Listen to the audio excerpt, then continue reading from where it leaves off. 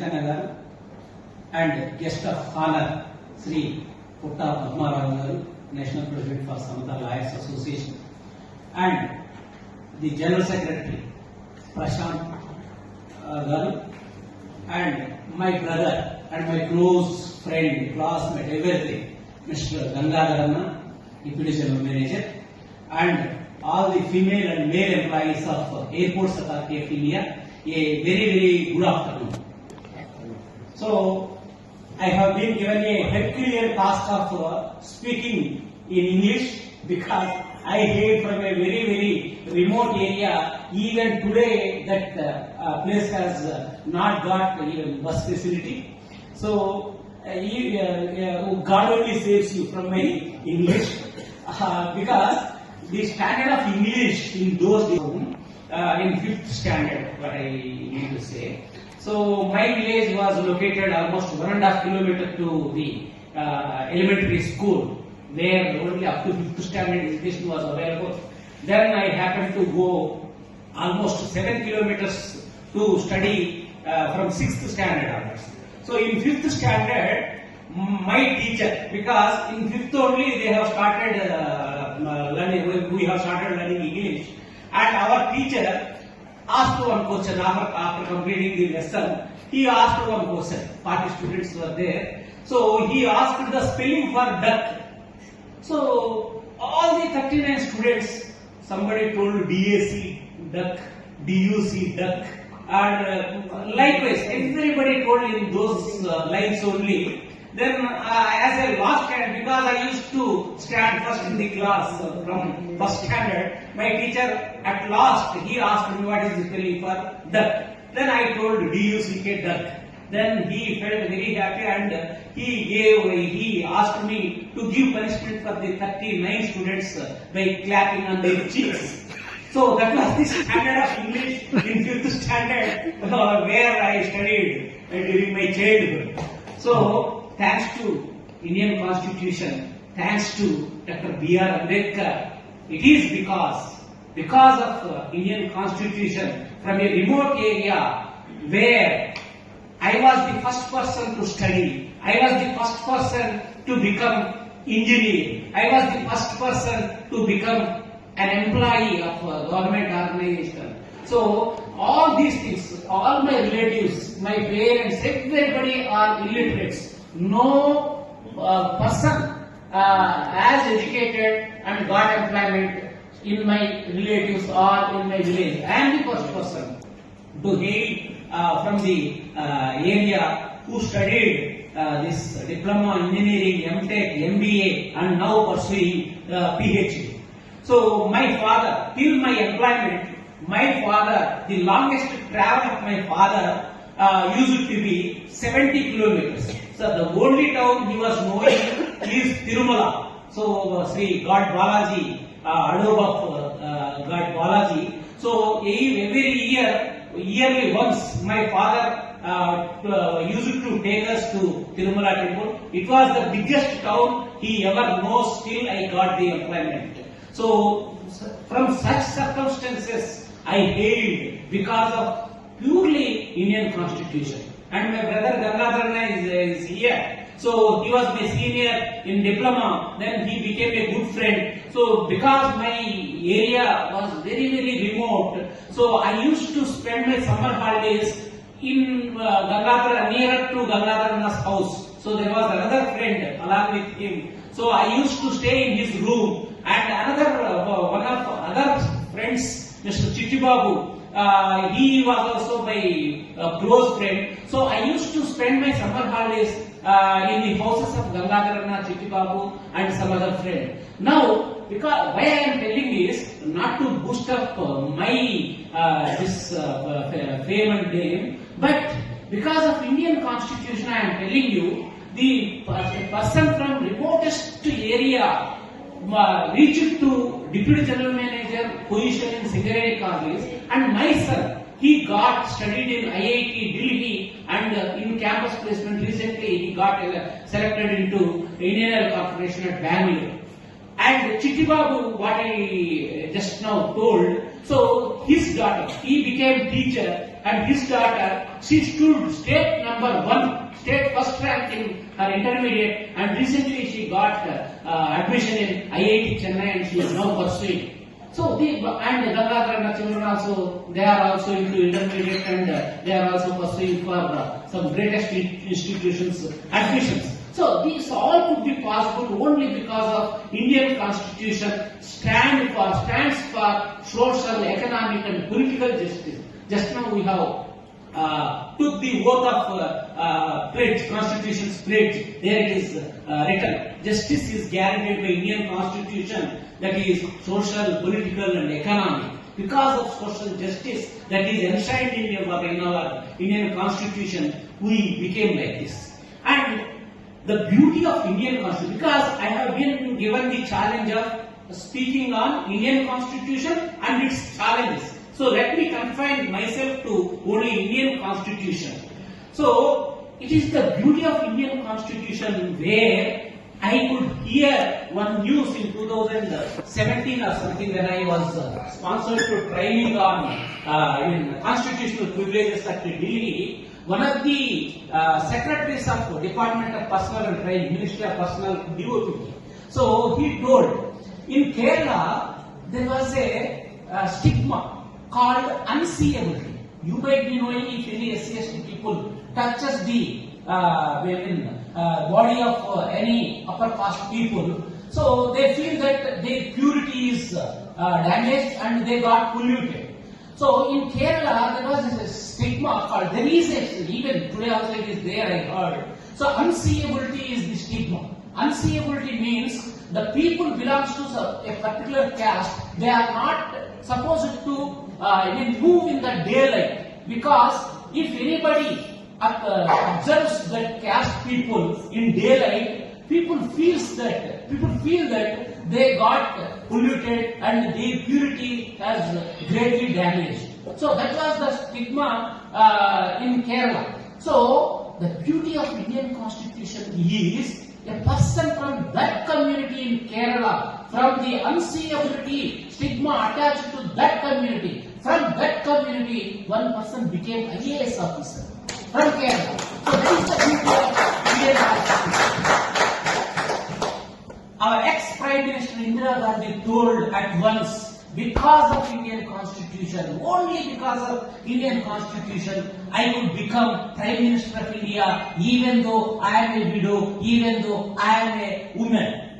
So she spoke like that. And even Narendra Modi also, he told, because of Indian Constitution, a chaiwala could become Prime Minister of India. That is the beauty of Indian Constitution.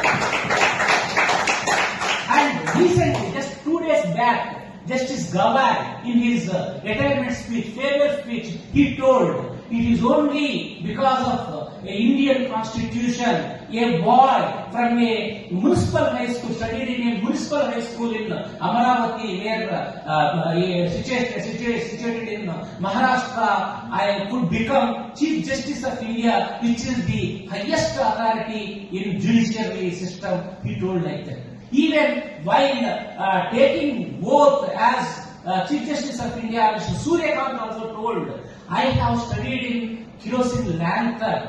I hail from a very, very poor farmer's family. It is only because of Indian Constitution I could reach to the level of Chief Justice of India. That is its beauty, like the proclaimed. Just therefore explained.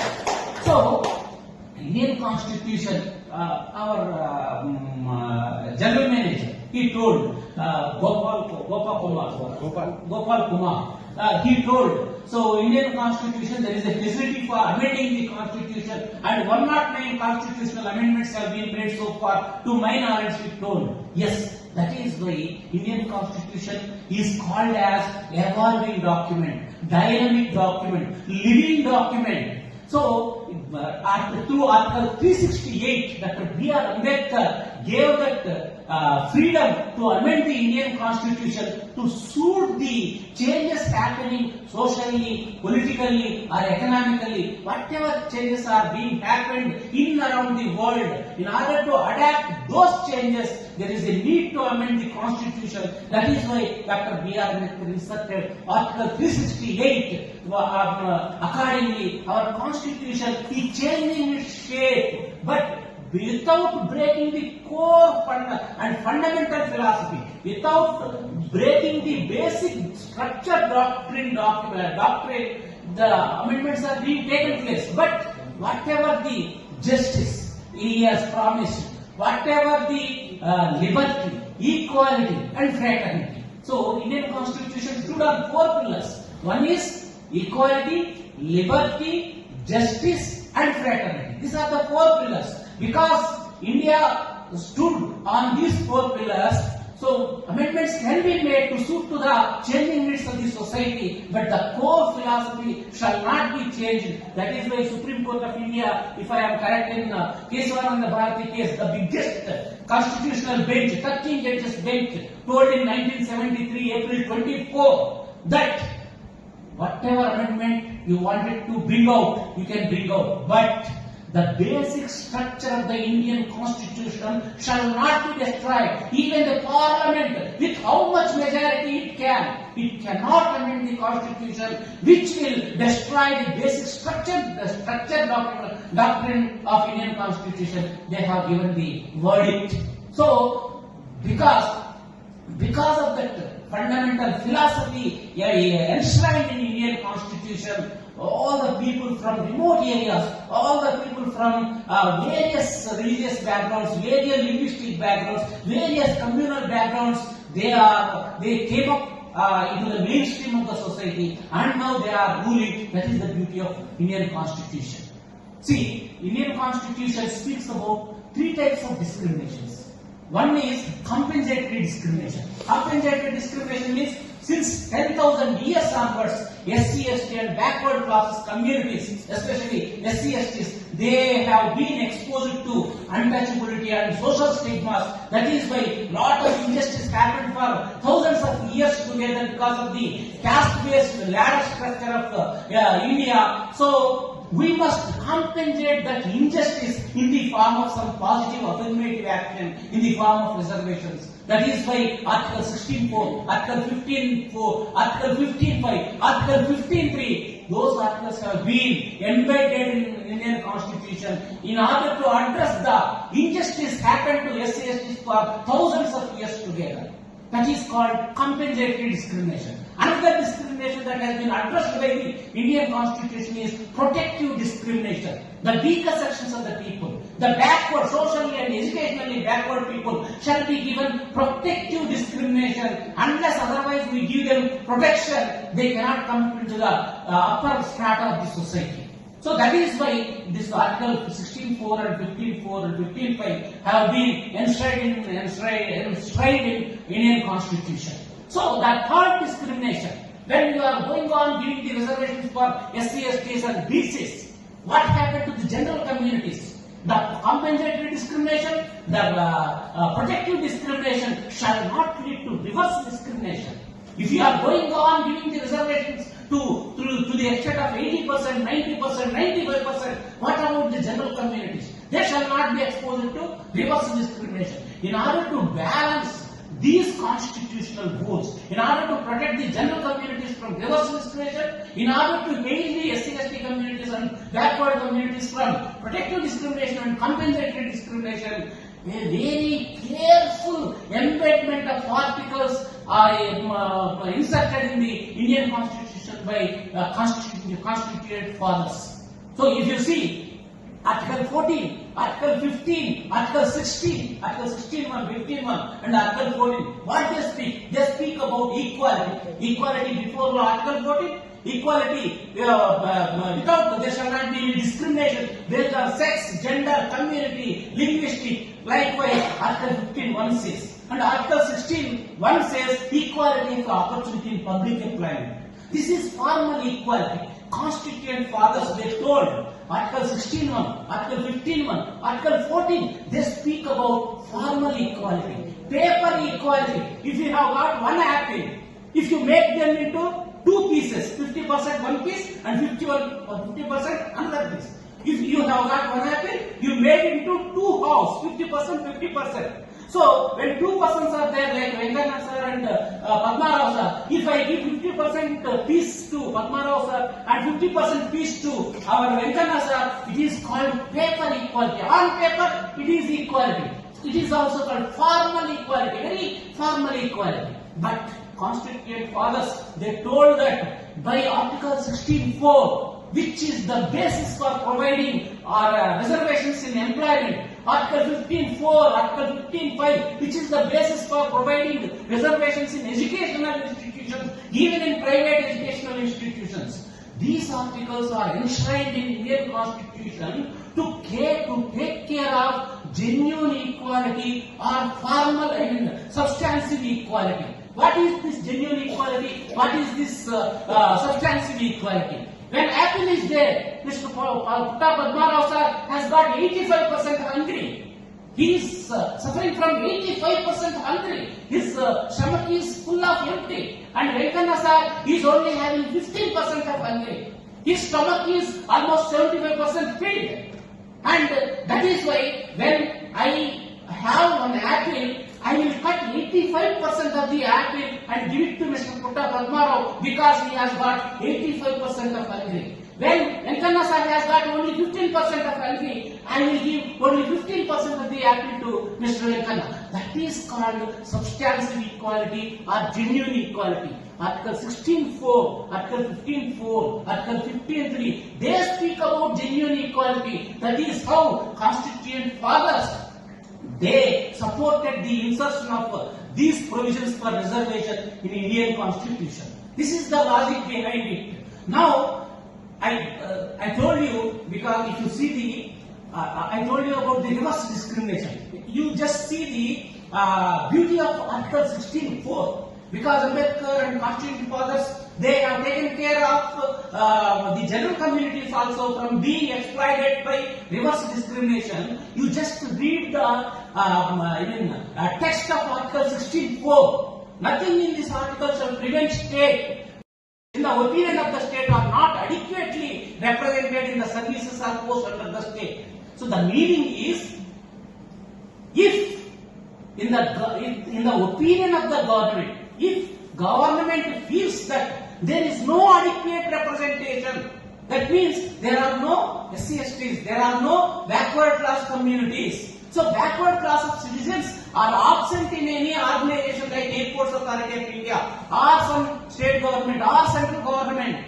So if adequate representation is there, state is empowered to make provision for reservation. So the first rider, the first condition is to ensure that there is inadequate representation. If adequate representation is there, you need not provide any reservation. And second condition, what he told, for backward class of citizens, that is the second condition Dr. B.R. Ambedkar imposed in Article 16.4. Backward class of citizens means you have to prove that you are really backward. Because of that, this creamy layer concept has been evolved in OBC, other backward classes. You have to prove that you are really backward. So the reservations are intended for socially and educationally backward class of citizens. So backwardness has to be established in order to take the benefits of reservation. That is the second condition. Another condition, Dr. B.R. Ambedkar, of course,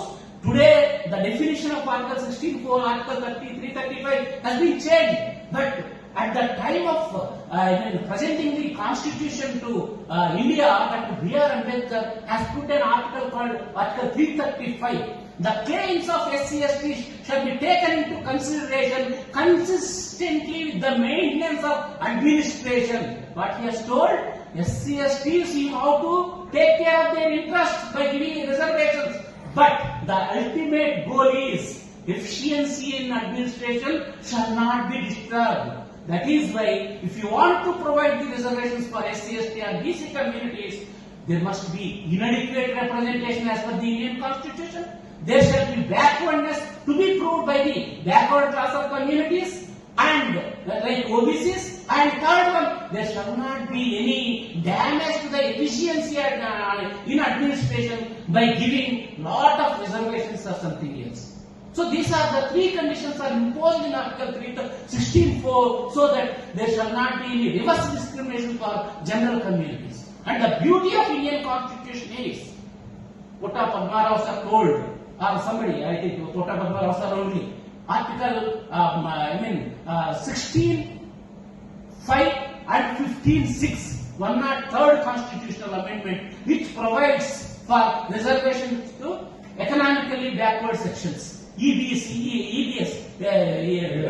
EWS, economically weaker sections. So the reservations, 10% reservations provided for EWS, economically weaker sections, are also flown from Indian Constitution. Many of the people don't know. So far the arguments were reservations cannot be provided on economic criteria.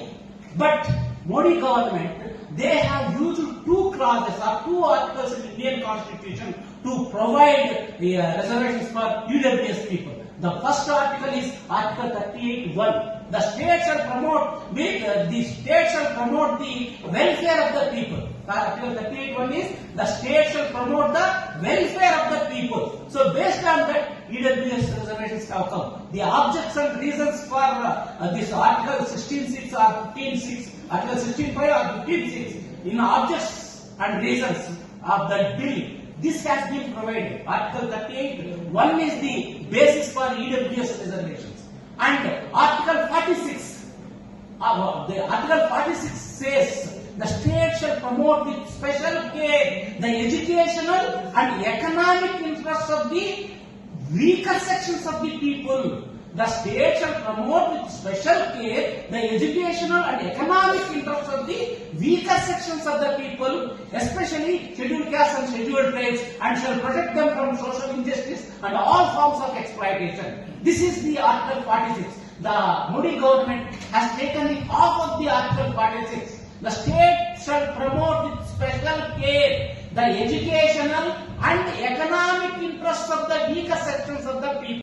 Indian Constitution helped the weaker section of the upper caste people also to reap some reservation benefits. That is the beauty of Indian Constitution. If you see the fundamental rights, what a beautiful fundamental rights have been embedded in Indian Constitution. Article 21, which is the part of fundamental rights. Article 21, that is the right to life. No person shall be deprived of his life and liberty except in according to the established law. That is the Article 21. Because of that Article 21, you have got right to shelter. So having your own house is now fundamental right. Right to potable water. If you want to have water, it comes under potable. It comes under fundamental rights. You can approach the Supreme Court under Article 30. If the government is not providing potable water to me, you can approach Supreme Court under Article 32. That speaks about constitutional remedies. Right to food, Food Security Act, flown from Article 21. Right to even right to expedite trial. Right to speedy trial. Suppose your case is lying in the courts for years together. You can immediately approach the Supreme Court stating that my fundamental rule, my fundamental right has been destroyed because of my case lying in the courts for years together. You can approach the Supreme Court. So, right to speedy trial, right to environment free, pollution free environment. We have the fundamental right to enjoy the pollutionless or pollution free environment. This is the beauty of Indian Constitution. No, I told you about general community people, how they got benefited out of Indian Constitution, how the BC community people got benefited out of reservation benefits enshrined in some of the articles, and how these SC/ST people got benefited. Then how these women are also getting benefit out of Indian Constitution. Article 15(3). Nothing in this article shall prevent state from making any special provision for reservation for women and children.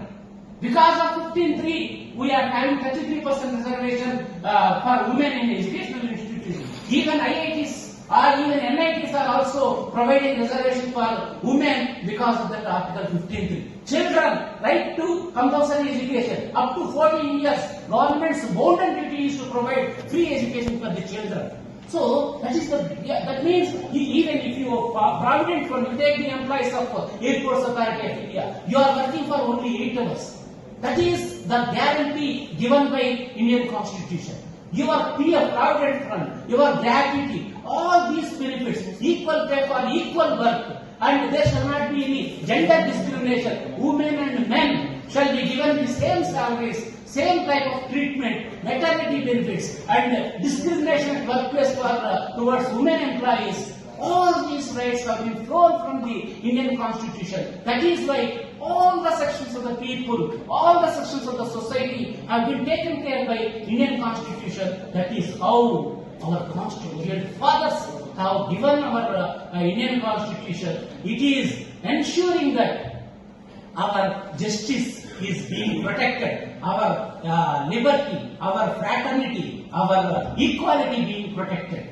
Dr. B.R. Ambedkar told once that this equality, liberty and fraternity, they are all Trinity, without which, if you concentrate on one element of Indian Constitution, suppose if you are focusing on equality completely like socialist countries or communist countries, if you focus on equality completely, Golla Ramesh shall have only 50,000 salary, I must also have 50,000 salary, and Prashant sir also shall have only 50,000 salary, irrespective of the positions being held or irrespective of the hard work being delivered from our side. That is called equality, formal equality. So, if you have this equality alone, nation never progresses, Ambedkar told. And liberty. If you have only liberty, liberty means I have complete freedom. If I want to earn some millions of billions of dollars or crores of rupees, if I want to become India's number one owner or income generator, I can become. That is called liberty. If you just leave the liberty, it causes to inequality. There will be lot of dissatisfaction among the citizens of India. So this liberty, if you focus completely on liberty, there will be concentration of power on few hands. There will be concentration of wealth on fewer hands. If you concentrate completely on equality, there will be deprival of basic incentive to excel in the life. So unless I have, because Golla Ramesh became deputy general manager, if I work hard, if I work hard, I will get general manager promotion. That means I have got some incentive. If such guarantee of liberty is there, then only nation progresses. Individual progresses and nation also progresses. So equality without liberty, liberty without equality doesn't make any sense. So that country will get spoiled. So this liberty and this equality combined with fraternity, brotherlyhood, unless there is brotherlyhood persists among the people of country, anything cannot be possible. So this trinity of equality, liberty and this fraternity only makes the country to progress ahead without any hiccups or without any difficulties. That is why they have been enshrined in the preamble of the Indian Constitution, justice, liberty, equality and fraternity, on which the Indian Constitution, they are called the four pillars of Indian Constitution, on which we are all moving ahead in the society. So now I just told about this Indian Constitution. Now coming to challenges, I am really, sir, because of my journey in Singareni colonies, earlier Vizag Steel Plant, earlier Hindustan Aeronautics Limited, what I perceive in general scenario in our country is the disparities are becoming wider and wider, which is against to the doctrine of Indian Constitution. Because the guarantee given by Indian Constitution is this political equality and political justice, the social justice and economic justice. When the disparities are growing wider and wider between poor and the wealthier, then how can you assure the justice in terms of social, political, and economic? Article 38. 1 based on which EWS reservations are provided. But government, you just take the BJP government or take the Congress government. I am not specifying any particular government. Whoever are ruling the country, they are forgetting about this Article 38.2. Article 38.2, what it says? The state shall endeavor, the state shall strive to minimize the inequalities in income. So, state principles of, directive principles of state policy says, Article 38.2 says, the state shall strive to minimize the inequalities in income. You see the Oxfam, the Telugulo Nivedika and English or out, I am not able to get the right word for Oxfam report. Correct. So, as per Oxfam report, 40% of India's wealth lies in the hands of 1% of Indians. So 1% of Indian population is holding 40% of nation's wealth. Where is the philosophy being followed by the state in terms of Article 38.2? The state shall strive to minimize the inequalities in income and shall endeavor to minimize the inequalities in status, opportunities, and some other things are status, opportunities, and facilities. So the state's duty is to reduce the inequalities in status, reduce the inequalities in opportunities, reduce the inequalities in facilities. Where it has gone? So poorer are becoming day by day poorer and wealthier are becoming day by day wealthier. If you see the income levels of Adani and Ambani, I don't want to criticize BJP government. You take any government, they will do the same thing only. You take the $19.2 billion was the assets value of Ambani in 2014. Now it stands at 105 or 107. 5 times it has been increased.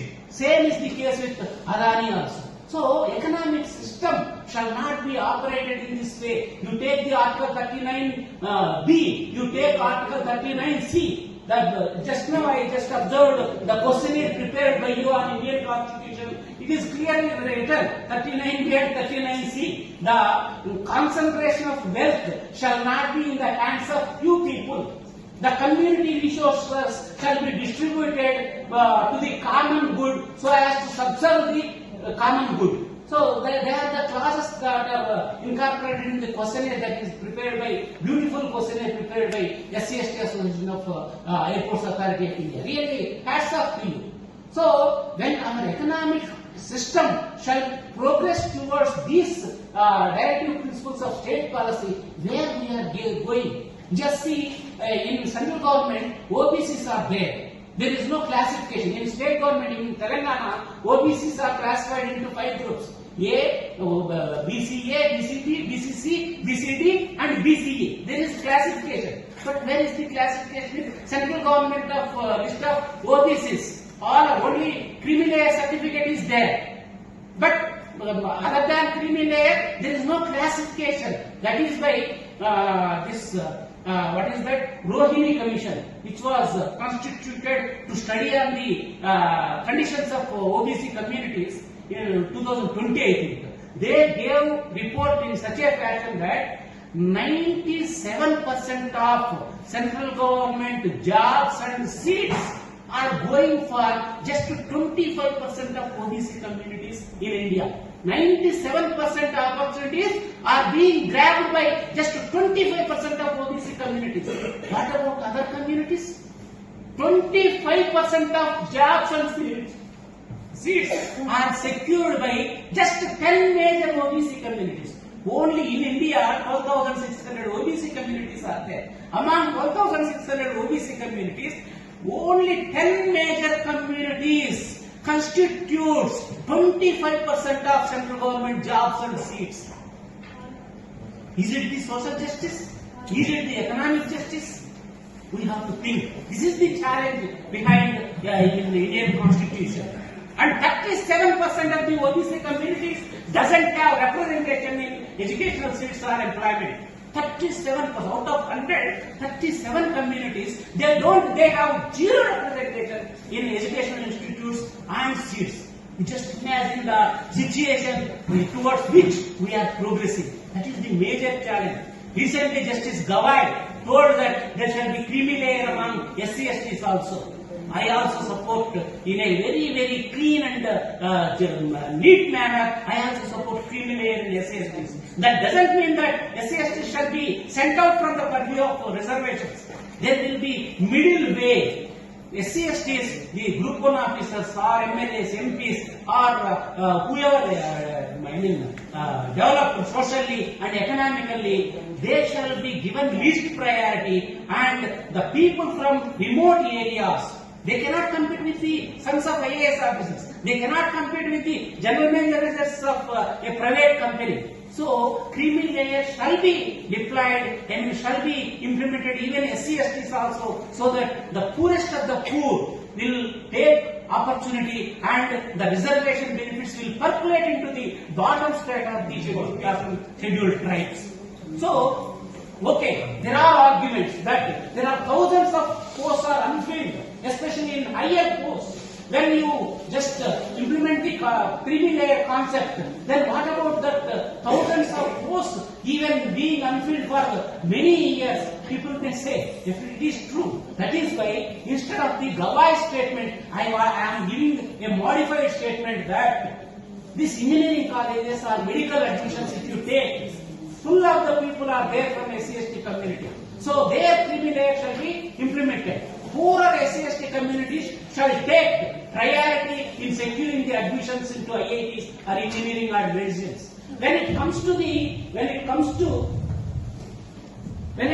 to occupying higher positions like Group A positions, because one parliamentary standing committee in 2023 for the welfare of SC/STs, in 2023 they gave a report that in Group A officer posts, SCs consist of only 13%. Their representation shall be 15%. But their actual representation is only 13% in Group A posts. And ST's representation is only 5.5% against their mandatory representation of 7.5%. That is the situation of SC/STs in senior level positions. There, if you implement creamy layer concept, then they will remain unfilled for years together. So, creamy layer concept is required, but when it comes to the senior level positions, or where there is non-availability of the poorest SC/ST communities, then the second priority shall go to the creamy layer SC/STs.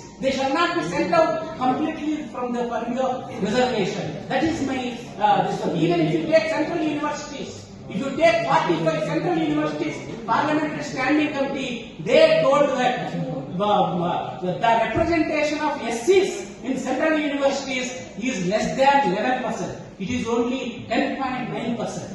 The reservation percentage is 15%. If you take SCs, it is less than 5%, then their representation must be 7.5%. That is the situation. That is the situation in central 45 central universities. That is why creamy layer in SC/STs is also very much essential.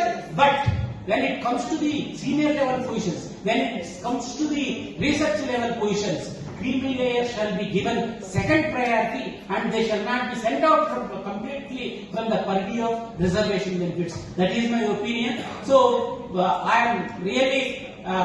I am very, very thankful for the SC/ST Association of Airports Authority of India, especially Prashant sir. He came to my house along with Gangadharana, and we shared so many things. And he told the Airports Authority of India employees are excellent employees. They are always stood in front line when it comes to the payback to the society. We are the people giving lot of charity to poor and downtrodden communities. I am really very, very thankful to the association. And Venkana sir, just now I just saw his mobile where he involved in helping the school children by going to the remotest areas. Gundala is such a place, such a remote area in Telangana, you cannot imagine. lot of Maoism, Naxalites exist, came from that place. He gone to that schools and he encouraged the students. So I just saw the photos. Really hats off to you, sir. The concept of check back to the society, advised by Dr. B.R. Ambedkar, you are really implementing. Your association is really implementing. And I am very thankful to my brother Gangadharanna. I studied along with him in engineering. He was senior to me in diploma. And we used to share lot of things during those days. He was very, very intelligent. He scored very higher marks than me when it comes to engineering also. So I always have great respect to my brother because I taken lunch or dinner many times in his house when I used to spend my holidays, summer holidays in the neighborhood of Gangadharanna because I was not able to spend time in my remotest village because people used to go on to the fields for daily labor work. And I was the only person residing in that in my village without any work because my parents used to look at me as a great personality, he is very intelligent, we shall not give any work to him. So all my brothers and sisters used to go for daily labor work and I was remaining as a single person in my village. So to avoid that boredom, I used to spend my school day in summer holidays in the premises of Gangadharanna, and he took me so many times to his house and I have taken lunch and dinner many a times. He hailed from a Mason family. His father was a Mason and now he became Deputy General Manager of Airports Authority of India. That is the beauty of Indian Constitution. On this occasion, I would like to request him, sir, I have so many issues to address before the High Court. So I don't know how to make me party in person. So because I doesn't contain, I don't have any law degree, I want to include as a party in person and I wanted to argue before the court on so many issues pertaining to SC, ST and even BCs also, sir. So I need your help in the future and I am really thankful to you all people for patient learning from my buttering is whatever you just think. Really very, very thankful to you. Once again I am very, very thankful to SC, ST Association of this Airports Authority of India. Thank you. Jai Bhim, Jai Hind, Jai Bharat. Jai Bharat.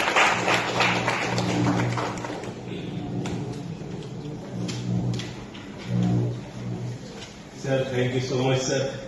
You briefed all the provisions of the Constitution of India, especially on the four pillars of the Constitution, like justice, liberty, equality and fraternity.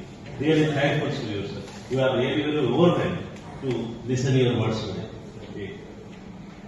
संविधान हमें अधिकार देता है